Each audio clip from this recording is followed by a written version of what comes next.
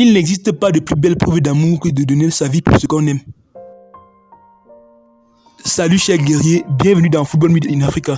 Aujourd'hui on va parler de la mort de Marc-Viviane Foué survenue lors d'un match en 2003.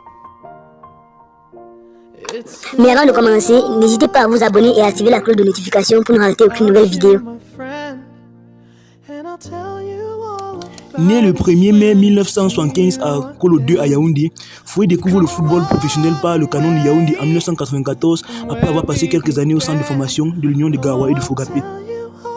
Il est ensuite transféré du côté du RS Lens en France où il va inscrire 15 buts en 103 rencontres disputées.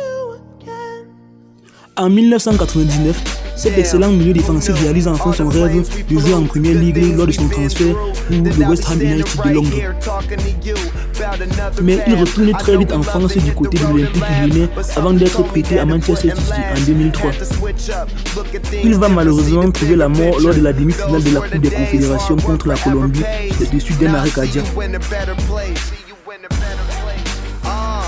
Lors d'un entretien sur SFR Sport, Djemba Djemba, ancien lion indomptable et joueur de Manchester United, parle de la motivation intense de Foué avant le match.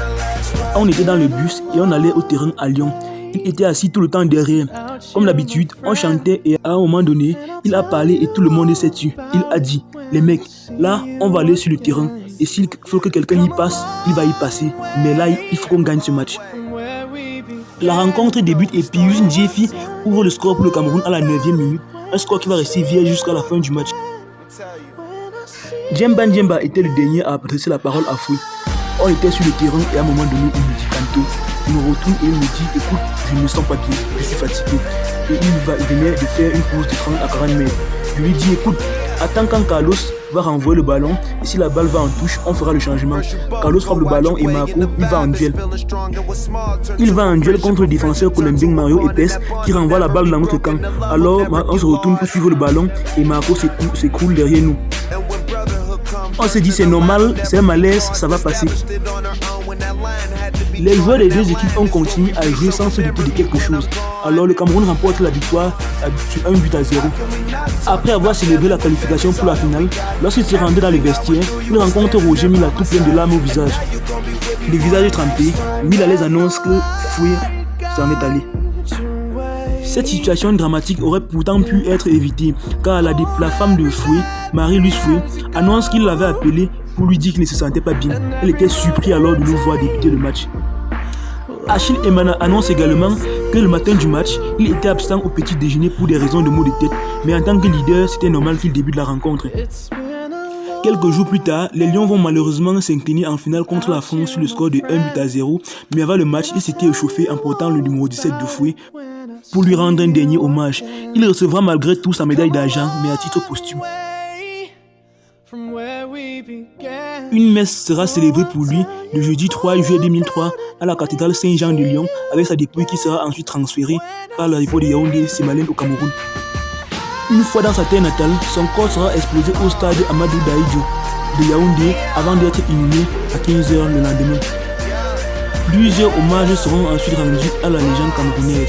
Du côté de Manchester City, le dossard 23 sera retiré et du côté de Lyon, ce sera le dossard numéro 17 qui sera plus tard rendu à Jean de Macoun, lui-même camerounais. Quelques années plus tard, un stade nommé Marc-Viviane Foué sera inauguré dans la ville de Lyon et sur l'un de ses murs sera peint l'image de Foué et de l'Afrique avec les inscriptions « Un lion ne dort pas, il meurt ». Plusieurs finales de Coupe des Confédérations devront ensuite débuter par une minute de silence en l'honneur de ce légendaire milieu défensif. Les Lions indomptables essaieront de lui rendre un hommage en terminant la construction du complexe Marc-Viviane Foué qu'il avait débuté lorsqu'il était encore vivant. Mais plusieurs problèmes familiaux les empêcheront de terminer cette œuvre.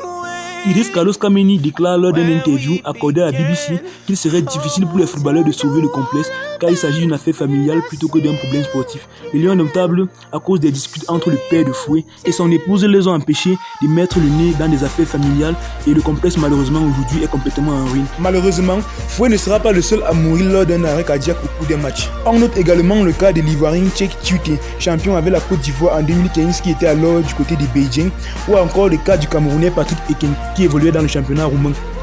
On peut donc se poser la question de savoir Qu'est-ce qui est à l'origine de la mort de tant de joueurs? Les médecins identifient deux principales causes. La première est la consommation de stupéfiants qui peut entraîner une hypertrophie du cœur et un arrêt cardiaque par la suite. La seconde serait des prédispositions congénitales que les joueurs cacheraient lors de leur visite médicale de peur qu'on les empêche de vivre leurs rêves. Pour pallier à ce problème, plusieurs mesures ont été prises, telles que la multiplication des visites médicales avant les grandes rencontres, mais aussi l'amélioration des techniques de premiers secours.